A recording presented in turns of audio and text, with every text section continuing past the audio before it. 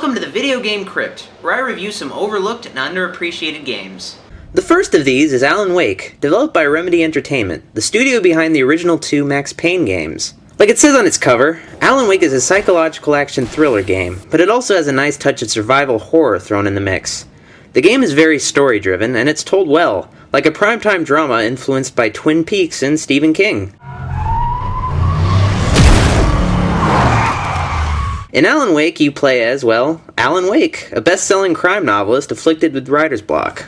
Wake and his wife, Alice, are on a trip to the small idyllic town of Bright Falls, where they stay at a nearby cabin. Their vacation starts rough with an argument, but gets much worse when Alice is abducted late in the night by a mysterious force. Having lost the love of his life, Alan must solve the mystery of his wife's disappearance in town. At night, though, Wake is being stalked by a dark entity that can only be killed with light.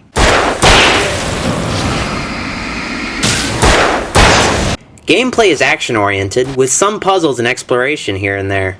Combat happens entirely at night and involves enemies known as the Taken, that are possessed by a dark force. A typical fight with Taken involves removing the shadows surrounding them with light and then blasting them with a firearm.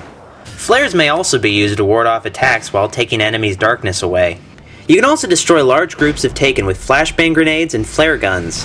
Taken fights are fast-paced and visceral. They attack in groups, are swift, and oftentimes try to flank you. For the most part, combat is well done, but an issue I have with it is the dodge move. It almost never works when you use it, and it's hard to tell when you should. Another thing, though, I know Alan Wake is a writer and probably isn't in the best shape, but come on, he gets tired out way too quickly when running. Part of the challenge of the game is resource management. Supplies in the game can be scarce, so you want to save your good stuff for when you really need it.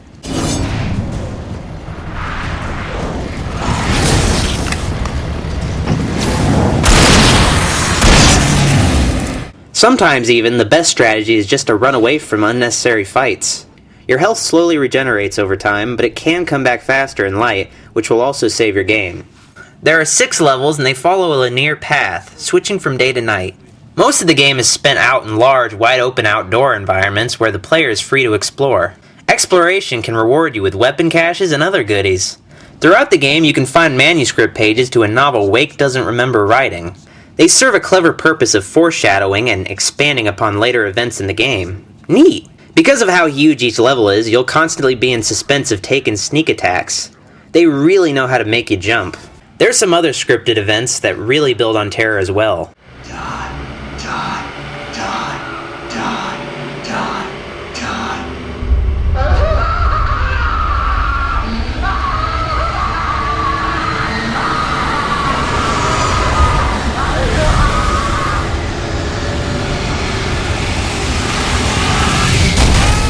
Daytime sections are fairly slow-moving and are mostly to serve the story. The characters in Alan Wake are weird and memorable with some great development. This is it.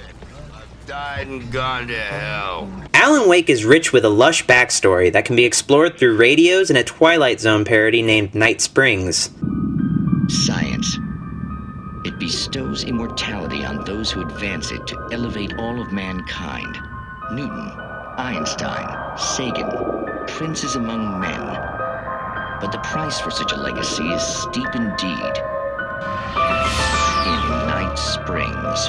Graphically, the game is stunning. Bright Falls looks very authentic and the characters have a lot of detail. Alan Wake also has some of the best lighting I've seen in a game, though lip sync issues and screen tearing pop up occasionally. Some of the animations can be jerky at times too. Music and sound is also of note because of how well they manage to blend together, creating a constant sense of insecurity.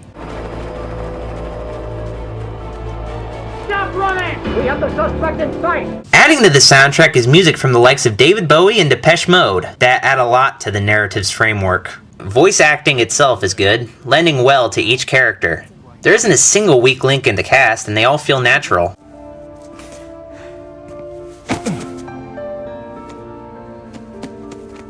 Good luck, Al.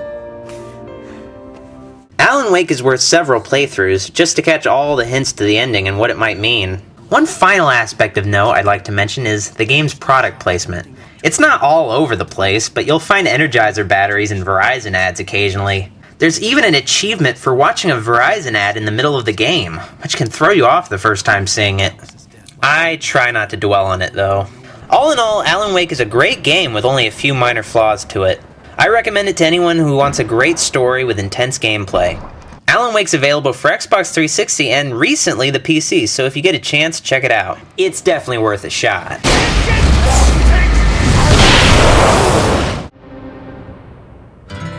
A candy-colored clown they call the Sandman tiptoes to my room every night, and just to sprinkle stardust and to whisper, go to sleep, everything is alright.